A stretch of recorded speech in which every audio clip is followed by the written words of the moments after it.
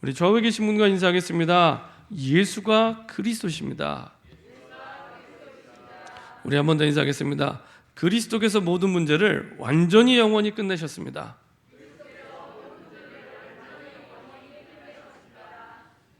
우리 한 번 더 인사하겠습니다. 말씀대로 되어집니다. 대부분이 착각하고 오해합니다. 형편 따라, 상황 따라, 내 능력 따라 된다고 생각합니다. 아닙니다. 성경은 언제든지 말씀대로 된다는 것을 계속 보여줍니다. 저는 이 여호수아를 보면서 구약의 사도행전인데 계속 확인하게 됩니다. 아, 진짜 말씀대로 되는구나. 말씀대로 되는구나. 이전까지는 저도 옛날에 오해를 많이 했거든요. 아, 상황 따라 되지, 내 능력 따라 되는 거지, 형편 따라 되는 거지.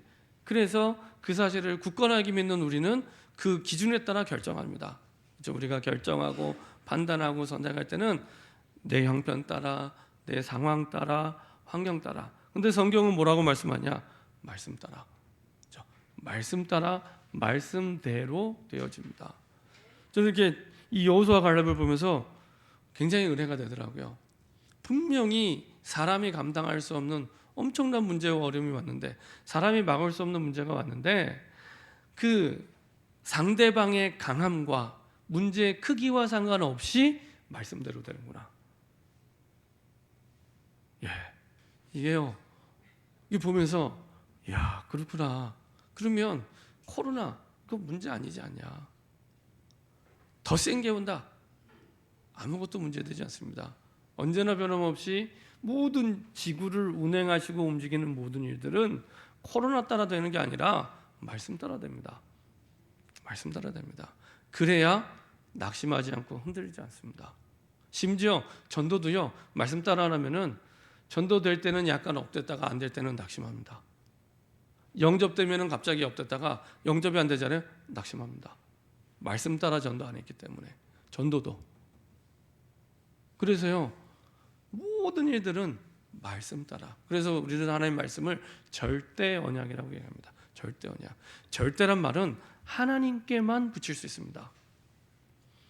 어떤 분들은 하도 가족이 예수님을 안 믿으니까 절대 안 믿는다고, 내 자녀, 내 남편 절대 안 믿는다고.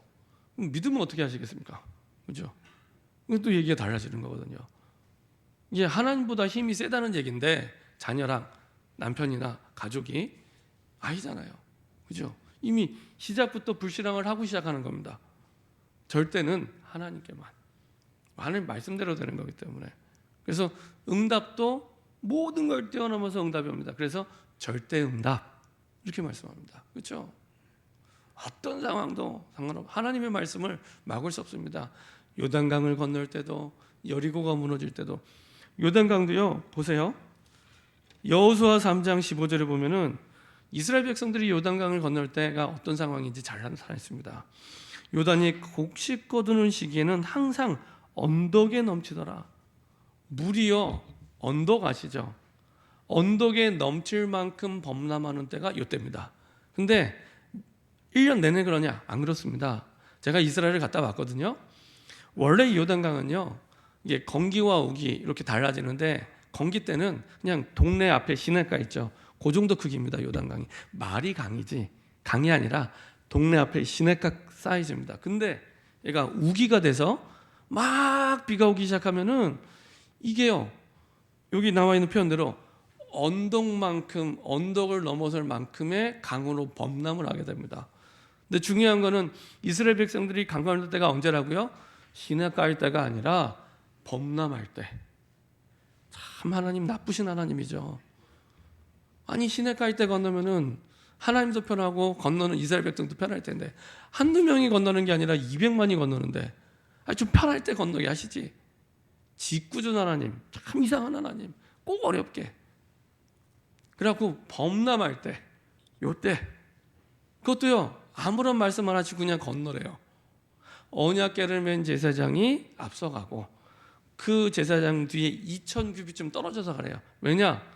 지금 200만이잖아요. 200만이 언약궤를 보려면은 언약궤가 바싹 붙어가면 안 보입니다.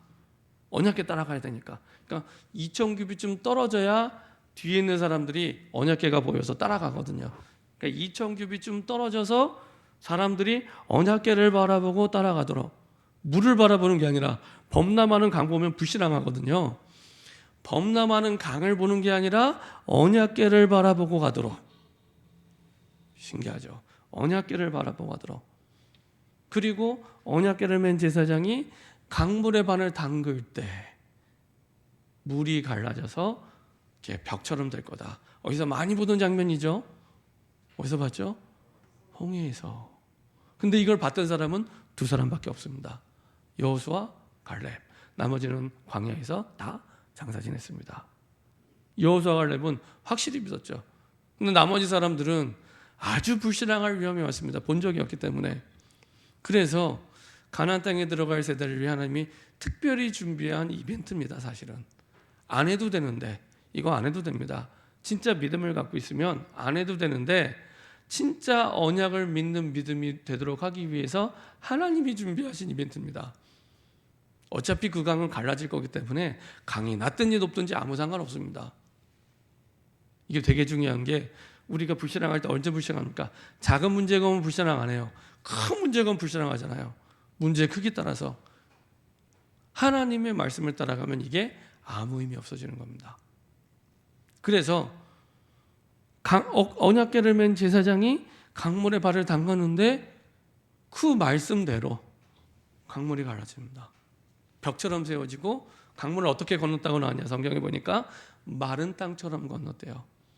마른 땅처럼 건넜고, 이게 이 사람들만 믿게 하면 안 되니까 이벤트잖아요. 믿게 하기 위한.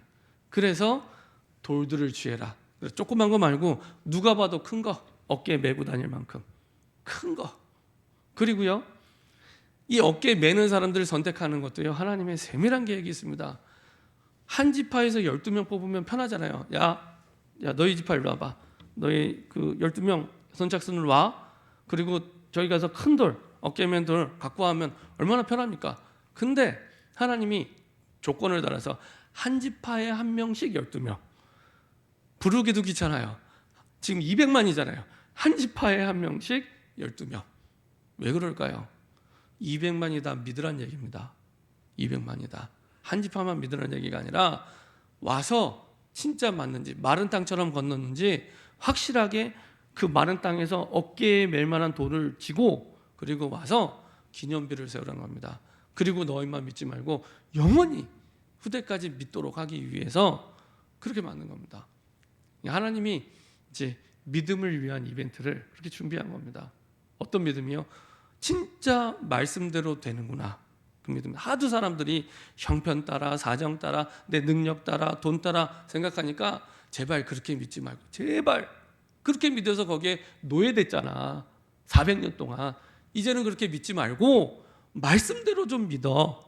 그래서 안 해도 되는 이벤트를 또 한 번 한 겁니다. 사실은 믿으면 안 해도 됩니다. 이벤트. 그래서 그리스도 안에는 우리에게 막 되게 어려운 문제가 왔다. 하나님이 믿음의 이벤트를 하시는구나 생각하시면 됩니다. 되게 나를 힘들게 하는 사람이 있다. 야, 하나님이 하나님의 말씀대로 믿도록 믿음의 이벤트를 하시는구나 생각하시면 됩니다. 그래서 안 해도 되는 이벤트를 하시는데, 그 다음에 여리고성에 들어갈 때 또 하나님이 이벤트를 준비합니다. 여리고성을 무너뜨릴 수 있도록. 여리고성이 어떤 모양이냐면요, 여리고성의 높이가 우리가 생각하는 좀 되게 높지 않습니다. 한 4m, 5m밖에 안 됩니다. 여리고성이. 그러니까 사람 키 한 3사람 정도 높이에 이제 이렇게 성이 쌓여져 있고, 중간에 또 공간이 한 4, 5m 공간이 이렇게 있고, 이쪽에 또 이제 한 4, 5m의 성이 이렇게 쌓여져 있습니다. 라합의 집이 어디 있었냐? 요성하고 요성 사이에 간격 있잖아요. 여기다가 대들보를 세워서 집을 지어놨습니다. 여기 지금 간 겁니다. 사실은 정탐꾼들이. 우리말로 하면 주막, 기생 라합 집인데 주막이죠. 주막. 기생이 있는 주막입니다. 근데 정탐꾼이 왜 거기 갔냐? 사실은 그 정보를 얻으러 간 거잖아요. 다양한 사람들이 요구하는 곳이 주막이다 보니까 정보를 얻기가 쉬운 겁니다. 그래서 기생 라합이 사는 그 주막, 거기를 간 겁니다. 그래서 나중에 뒤에 보면은 정탐꾼들이 그 벽 타고 내려오잖아요. 집 모양이 그런 모양으로 되어 있기 때문에 이제 성벽을 타고 내려오는 겁니다. 여튼 이제 여리고를 도는데 한 4m, 5m밖에 안 되잖아요. 근데 하나님이 항상 이벤트를 준비할 때는 하나님의 방법이 뭐냐? 미리 말씀을 주십니다. 자, 이렇게 돌아 하고 얘기를 항상 먼저 해주십니다. 성경을 자세히 보면은 항상 먼저 얘기해 주십니다. 친절하신 하나님이죠. 그래서 하루에 한 바퀴씩 돌아. 하나님의 이벤트입니다. 하루에 한 바퀴씩. 2바퀴, 3바퀴 말고 하루에 한 바퀴. 그렇게 6일을 돌아. 그리고 7일째는 7바퀴를 돌아. 7바퀴를 돌고 또 이제 제사장입니다. 제사장이 양강나팔을 불 때 소리를 외쳐. 그러면 성이 무너질 거야. 이런 내용을 혹시 병법에서 본 적이 있습니까? 아니면 전쟁 영화에서 본 적이 있습니까? 없습니다. 제 기억에 저도 막 전쟁 영화 좋아하는데 막 액션 영화 좋아하는데 한 번도 본 적이 없습니다. 세상에 보통 성벽전이라고 하잖아요. 성벽전 할 때 어떤 기계를 갖고 하든지 사다리를 하든지 이렇게 하지 하루에 한 바퀴씩 돌아. 그것도요 지금 성이 아까 말씀드린 대로 한 4, 5m면은 이렇게 보이면은요 짝대기로 한 대 때리면은 맞을 수 있는 거리에 있습니다. 여기에 돌을 굴리든지 뜨거운 물을 붓든지 아니면 화살 쏘면 바로 죽습니다. 그러니까 하나님이 아시고 친절하게 주의사항 절대 말하지 마. 불신앙할 줄 알고 아무리 생각해도 사람의 생각에 그런 거 본 적이 없거든요. 그럼 사람이 어떻게 생각해요? 본 적도 없고 책에서 확인한 적도 없으면은 반드시 불신앙합니다. 본 적이 없기 때문에. 그래서 논리적이지도 않고 합리적이지도 않고 상식적이지도 않고 그러면 이제 불신앙합니다. 이거는 합리적이지도 않고 상식적이지도 않고 책에서 본 적도 없고. 근데 중요한 거 나중에 하나님 말씀대로 되거든요. 그래서 이거를 비상식 비논리라고 얘기하지 않습니다. 초상식 초논리라고 얘기를 합니다. 그렇죠? 그래서 99.9% 불신앙할 줄 알고 말하지 마. 돌 때. 그렇죠?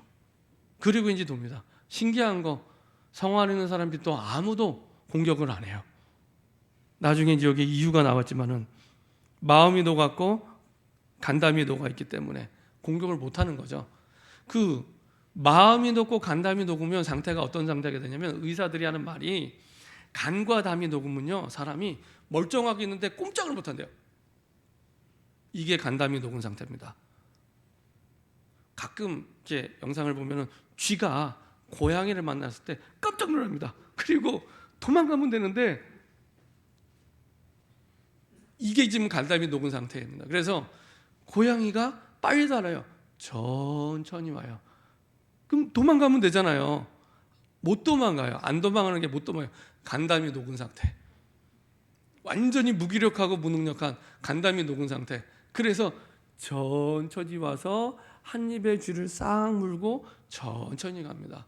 근데도 꼼짝 못합니다. 근데 이 여리고성에 있는 사람이 그런 상태입니다. 그래서 공격하면 되는데 우리 상식에는 돌 때 냅다 돌을 던지든지 화살을 쏘든지 하면은 될 텐데 간담이 녹은 상태. 이미 하나님이 작업을 다 해놓으셨어요. 작업을 다 해놓으셨어요. 그리고 이제 돌게 하신 겁니다. 그러니까 혹시 불신앙할까 봐 자기 상식대로 형편대로 또 불신앙할까 봐 말하지 마 하고 돌게 하신 겁니다. 사실은 아까 말씀드려도 하나님이 안 해도 되는 이벤트를 또 하신 겁니다. 안 믿을까 봐. 말씀대로 된다는 걸 보여주기 위해서 또 이제 이벤트를 한 거죠. 그리고 진짜 외칠 때 성이 무너졌는데 역사의 기록을 보면 이게 또 안으로 무너졌대요. 밖으로 무너졌으면 좀 다쳤을 텐데 이게 또 안으로 무너졌대요. 제가 여호수아 10장은 얘기 안 할게요. 10장은 더 큰 이벤트라 태양과 달이 멈춰버렸어요. 이거는 뭐 태양과 달이 멈춰버리는.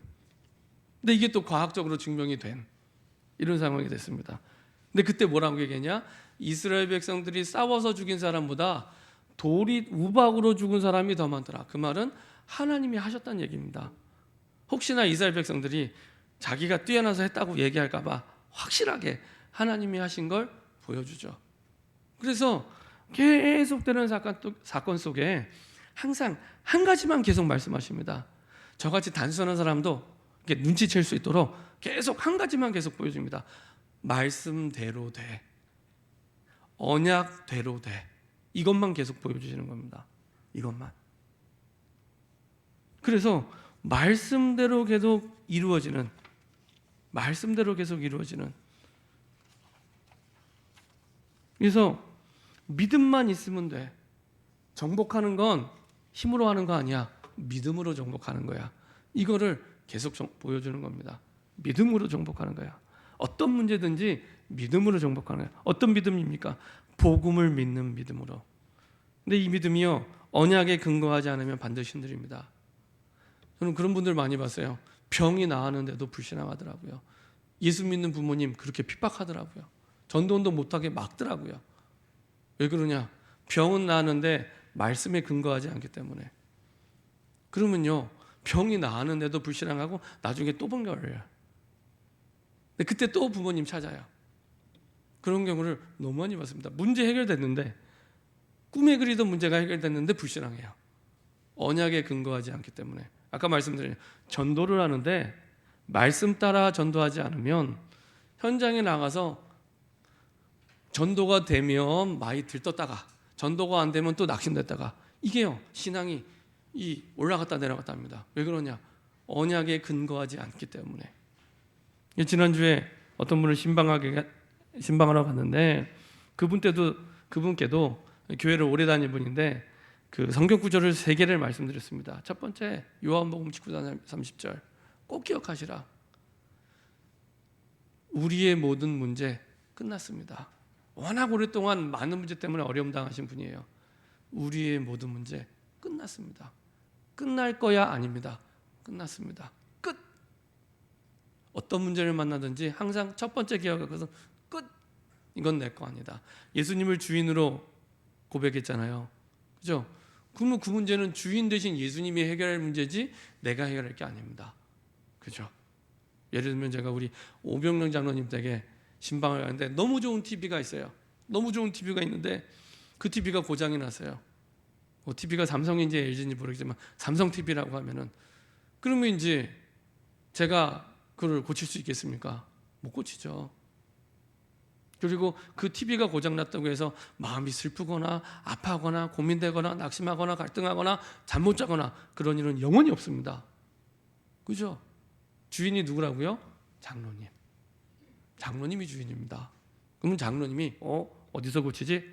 삼성 TV니까 만든 회사에 가면 되겠구나. 그렇죠? 예수님을 영접했다는 건 주인이 영원히 바뀐 겁니다. 영원히 바뀐 겁니다. 그래서 그때부터 영원히 나에게와 있는 모든 현실적인 문제, 없는 게 아니라 있습니다. 현실적인 문제가 있는데 없다고 하면은 거짓말이죠. 있습니다. 근데 있어도 괜찮습니다. 그건 내 거 아닙니다. 주인이 바뀌었기 때문에. 그래서 마태복음 16장 16절, 우리가 수없이 매주마다 주는 그리스도시요 살아계신 하나님 고백하지만 진짜 내 인생의 주인 될 때, 그리스도가 주인 될 때 복음이 복음되기 시작합니다. 주인 될 때. 그러면 내 모든 문제를 주인께 맡기고 물어보시면 됩니다. 그렇죠? 그대로 말씀드렸습니다. 그리고 기도 제목은 이제 하나가 남습니다. 마태복음 28장 16절부터 20절. 예수님의 제자들이 의심합니다. 이때 당시에 예수님 만났을 때는 예수님의 부활을 적어도 2번, 3번 만나본 제자들입니다. 근데도 의심해요. 세상에. 예수님의 부활을 2번, 3번을 봤는데도 의심을 해요. 근데 예수님은 진짜 마음이 넓으세요.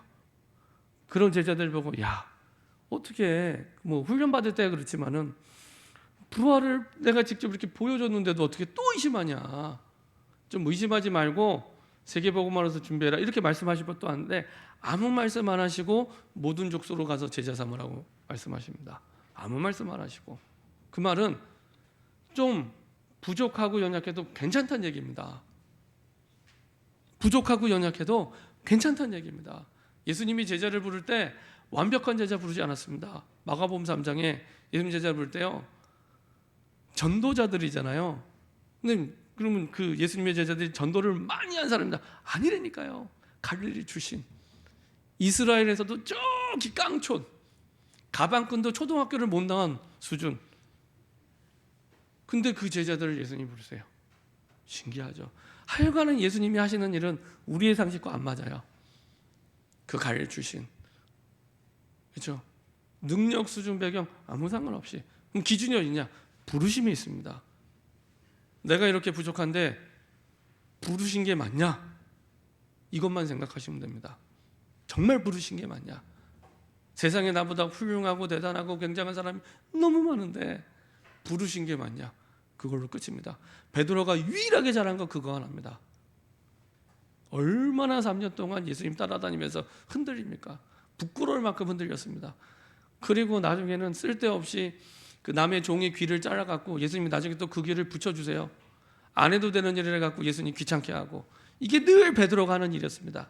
근데 딱 하나, 마태복음 4장 19절에 부르심을 받고 20절에 곧 그물을 버려두고 따르니라. 이게 베드로가 제일 잘한 일입니다. 그물로 밥을 먹고 사는 사람이 그물을 내려두고 가는 일은 쉬운 일이 아닙니다. 밥줄인데요. 근데 베드로가 잘한 일 거 딱 하나, 성경을 보면. 근데 결국에 부르심의 뜻대로 세계복음화 예수 제자 됩니다. 그죠? 우리는 아무도 완전한 사람 없습니다. 영원히 완전한 사람 없습니다. 그죠? 그래서 부족해도 괜찮고 연약해도 괜찮습니다. 아무 상관없습니다. 하나님이 하실 거기 때문에. 중요한 건 그럼에도 불구하고 나를 부르셨냐? 그걸로 끝입니다. 그거대로 됩니다. 하나님은 부르신 그 사람을 끝까지 될 때까지, 뜻을 이룰 때까지 책임지시고 인도하십니다. 그죠? 베드로 보세요. 그렇게 많이 흔들리고, 물어보고 싶어요. 안 믿어도 그렇게 안 믿는, 예수님의 부활을 보고도 고기 잡으러 또 갔잖아요. 자기 고향으로. 안 믿어도 너무 안 믿는 베드로. 그럼에도 불구하고 끝까지, 초청도 안 했는데 끝까지 고기 잡는 데 가서 질문하시고 데리고 오고, 결국에는 사도행전을 거치면서 세계복음화의 예수 제자가 됩니다. 그렇죠? 세상에 완벽한 사람 아무도 없습니다. 다 부족합니다. 그럼에도 불구하고, 그렇죠? 부르시면 끝입니다. 그래서 그분께도 말씀드렸습니다. 여러 가지 어렵고 아픈 부분이 많아요. 연세도 좀 있으시고. 이 아파트에 이사 온 지 몇 년 되셨어요? 제가 여쭤봤어요. 17년 되셨대요. 아, 그러시냐고. 그럼 17년 동안 내 입을 벌려서 불신자에게 복음 전한 적 얼마나 있습니까? 제가 여쭤봤어요. 그랬더니 2사람 있대요. 한 사람은 시험 들어서 어디 멀리 떠났고, 한 사람은 돌아가셨대요. 그래서 그랬습니다. 이제부터 아무것도 기도 안 하셔도 됩니다. 이유, 요한복음 19장 30절. 끝. 자식 위해서도, 병을 위해서도, 환경 위해서도 아무것도 기도 안 하셔도 됩니다. 끝. 하나님이 돌아가신 게 아니라 살아계시기 때문에 아무것도 기도 안 해요. 끝. 한 글자에만 답을 내리시고 뭐 기도하시냐? 하나님, 이 아파트에 하나님의 구원이 임해야겠는데 어떻게 하면 좋겠습니까? 이렇게 기도하시면 됩니다. 그것만 기도하시면 됩니다. 이 아파트에 하나님의 구원이 임해야겠는데 어떻게 하면 좋겠습니까? 말씀 들을 때마다 그것만 기도하시기 바랍니다. 믿습니다. 그것만 기도하면 됩니다. 아무것도 기도 안 하셔도 됩니다. 그래도 감사하게도 이분이 아멘 하면서 기도하시더라고요. 하나님께서는 완벽하게 모든 걸 끝내시고 우리를 부르신 겁니다. 그리스도가 주인 될 때 복음이 복음되기 시작합니다. 그리고 하나만, 내가 있는 현장에 하나님의 구원이 임하려면 어떻게 하면 좋겠습니까? 그때부터요, 하나님과 방향이 맞는 겁니다. 이것을 모세의 여호수아 갈렙이 들은 게 아니라 봤어요. 봤습니다. 본 사람은 다릅니다. 제가 한 번은 주일날 이제 현장 전도를 가는데 홍대로 갔습니다. 이제 교회가 근처에 있으니까 홍대에 갔습니다. 그 대학도요, 기독교 대학이냐 우상숭배 많이 하는 데에 따라 영적 분위기가 다릅니다. 연세대나 중앙대나 이런 데는 기독교 대학입니다. 그러다 보니까 그런 데는 확실히 분위기가 다릅니다. 근데 홍익대 갔더니 완전히 우상 사이비가 판을 칩니다. 증산도, 대승진회, 신천지 다 나와서 전도합니다. 교회만 전도 안 합니다. 다녀서 전도하는데, 이제 저도 이제 대학생들 데리고 전도를 갔는데, 가다가 청년하면 20대 후반에 청년하면 여자 청년 한 명 만났어요. 예수 믿어라. 그랬더니 이 친구 하는 말이 옥황상제 믿어야 된대요. 옥황상제 믿어야 된대요. 그래서 아 그러냐. 제가 강도사라는 거를 밝혔는데도 그렇게 얘기를 해요. 교육자잖아요. 그러면서 뭐라고 했냐, 자기 믿어봤대요. 언제 믿어봤냐, 고등학교 때 믿어봤대요. 3년 동안 딱 믿어보고 결론 내렸대요. 예수 믿을 필요 없구나. 그리고 나서 이제 대학 들어가서 내가 증산도 들어가는데 확실하게 역사하시더래요. 귀신의 역사인데 확실하게 역사하시더래요. 그때부터 완전히 잡혔습니다. 본 거죠. 들은 게 아니라 본 겁니다. 귀신의 역사를 본 겁니다. 들은 거랑 보는 거랑 눈빛이 다릅니다. 보니까 이제 뭐 제 앞에서도 확실하게 얘기할 만큼. 그러면서 뭐라고 했냐, 옥황상제께서 육신의 옷을 입고 이 땅에 오신 분이 강증산이라면서. 그래서 많이 듣던 얘기죠. 말씀이 육신에 오신 분이 우린 예수님인데, 그래서 들은 건 있어갖고 옥황상제가 이게 육신되어 이 땅에 오신 분이 강증산이라면서 그분을 통해서 옥황상제를 믿어야 되면서 예수님은 여러 신들 가운데 한 분, 이렇게 얘기를 하더라고요. 제가 새로운 이론을 알았습니다. 그렇구나. 근데 진짜 가슴 아프고 슬픈 건 이 청년이 그 얘기를 하는데 눈빛이요 하나도 안 바뀝니다. 딱 쳐다보고, 교육자잖아요. 딱 쳐다보고 얘기합니다. 이야, 완전 거짓말을, 완전 이상한 얘기를 눈빛 하나 바뀌지 않고 딱 얘기합니다. 진짜 마음 아프더라고요. 우리 대학생들은 확실한 진리를 갖고 있는데, 하나님의 백성들은 확실한 복음을 갖고 있는데 저런 눈빛을 가지고 복음 전하는 걸 거의 본 적이 없습니다. 그러면서 야, 큰일 났구나. 그래서 코로나가 왔구나. 그래서 딴 것 때문에 코로나가 온 게 아니라 그래서 코로나가 온 겁니다. 복음이 희미해지고 복음이 사라지면서 어쩔 수 없이 하나님이 이벤트를 준비하신 겁니다. 이렇게 말씀을 본 자는요 눈빛이 다릅니다. 봤기 때문에. 하나님의 방법이 무엇입니까? 모세와 함께 했던 것처럼 내가 너와 함께, 큰 돈이나 강한 군대를 준 게 아니라 내가 너와 함께. 똑같아요. 어쩜 그렇게 똑같은지 모르겠어요.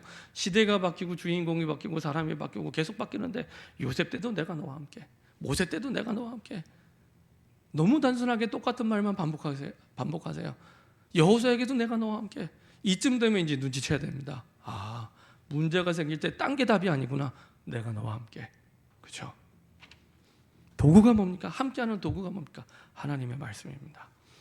주신 언약대로 정복의 역사가 그대로 나타납니다. 이게 여호수아 3장, 6장, 10장입니다.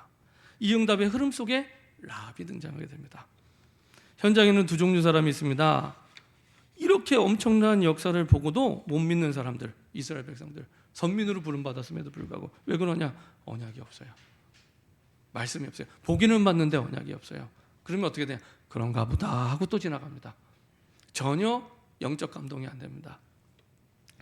안 보고도 믿는, 소문만 듣고도 믿은 사람이 있었습니다. 라합입니다. 그 믿음이 어떤 믿음인지 히브리서 11장 1절에 믿음은 바라는 것들의 실상이요 보지 않는 것들의 증거니, 2절 선진들이 이로써 증거를 얻었느니라. 우리 증거 얻기 원하잖아요. 언제 증거가 나타나냐? 진짜 믿을 때, 말씀대로 믿을 때 반드시 증거가 나타납니다. 말씀대로 믿었는데 안 나타난다? 불법입니다. 하나님 거짓말 하시는 겁니다. 그렇죠? 그럴 리가 없습니다. 하나님 말씀대로 반드시 역사하십니다. 그래서 믿음의 근거는 하나님의 말씀밖에 없습니다. 그렇죠?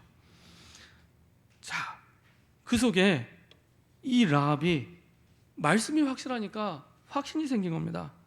어느 정도 확신이 있냐? 정보를 전달하는데, 정탐꾼에게 정보를 전하는데 생명 걸고 정보 전달합니다. 그죠? 왕이 알고 찾아왔는데도 자기 목숨을 걸고. 여호수아 2장 1절부터 5절 보니까 정탐꾼을 숨겨주고 정보를 전달하고요. 그리고 정탐꾼들에게 올라가서 자기 믿음을 고백합니다. 여호수아 2장 9절 보니까 여호와께서 이 땅을 너에게 주신 줄을 내가 아느니라. 근데 반복적으로 나오는 말씀은요, 여호와께서, 니네 말고. 그렇죠? 정확한 믿음을 갖고 있었던 겁니다. 여호와께서 대단한 일은 니네 백성이 했는데 니네 백성 말고 여호와께서.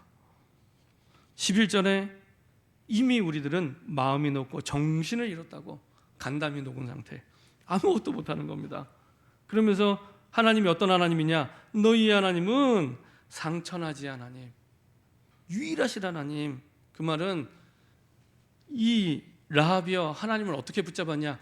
내 인생의 유일한 살길로 붙잡은 겁니다. 유일한 살길. 대부분 어떻게 붙잡았냐? 여러 가지 살 길 중에 하나로 하나님을 붙잡습니다.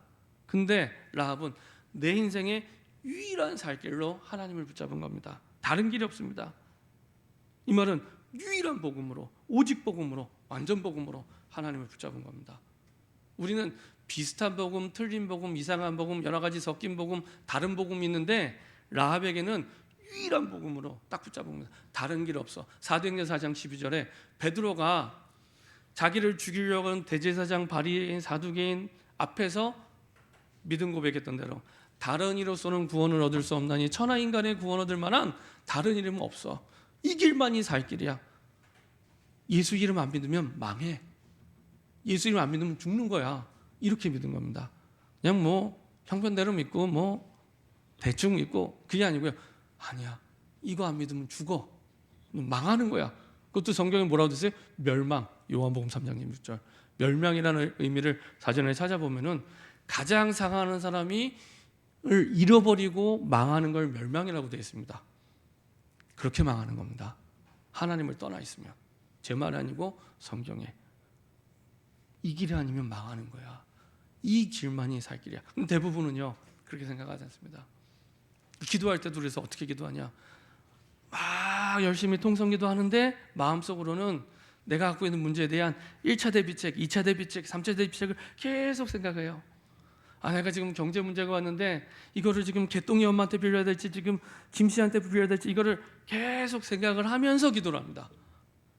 말씀 속에서 주신 답이 아니고 다른 방법을 가지고, 말씀 속에만 유일한 살 길이 있다고 생각 안 하고 다른 길을 가지고, 그래서 어려운 겁니다.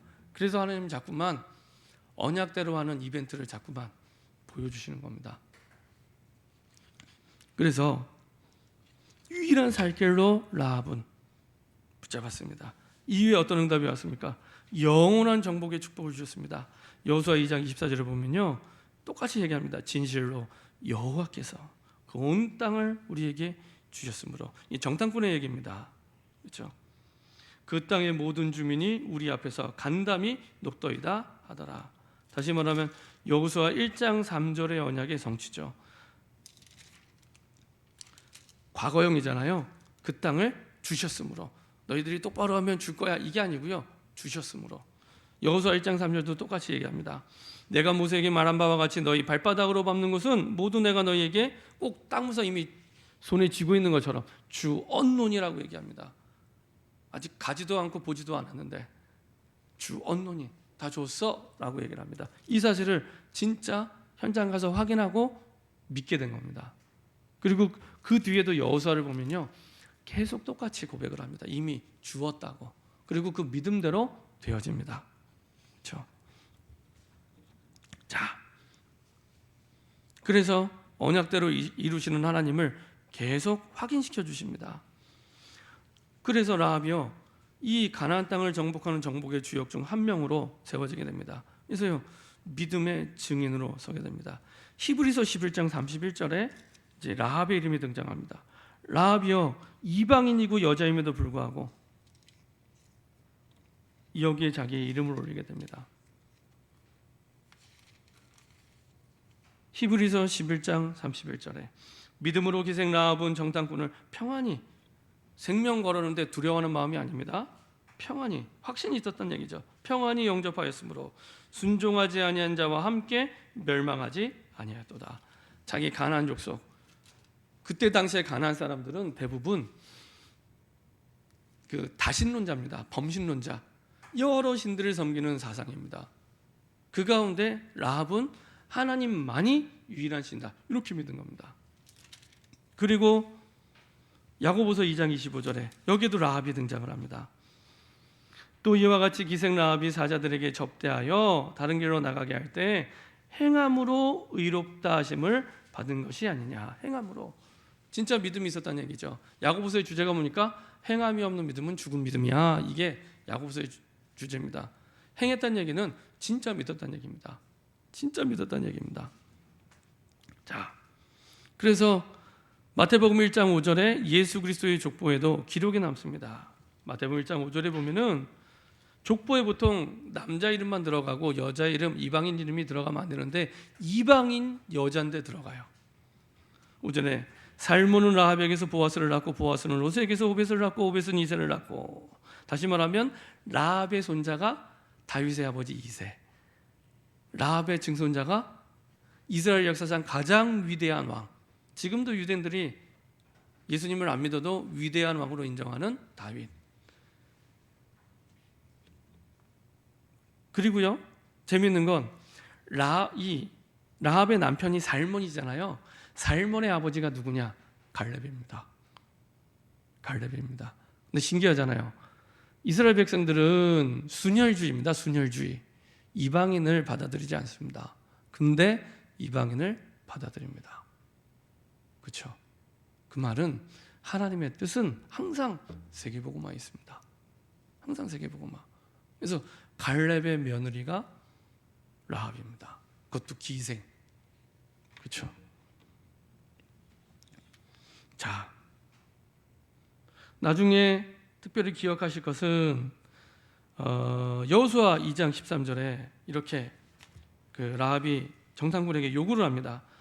그리고 나의 부모와 나의 남녀 형제와 그들에게 속한 모든 사람을 살려주어 우리 목숨을 죽음에서 건져내라. 가족을 얘기합니다.